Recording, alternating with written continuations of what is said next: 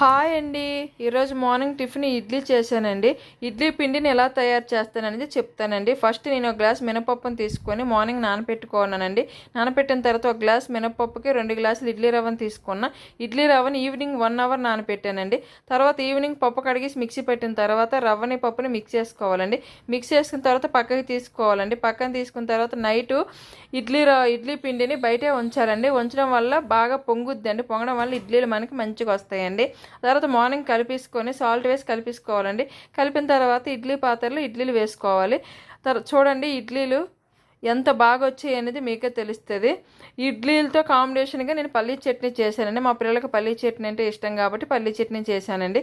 కావాలంటే మీరు కొబ్బరి చట్నీతో సర్వ్ చేయొచ్చు, టమాటో చట్నీతో కూడా బాగుంటుందండి. ఓకేనా, మీకు నచ్చితే ట్రై చేయండి. ఇంకా సాంబార్ ఇడ్లీ కూడా చాలా బాగుంటుందండి.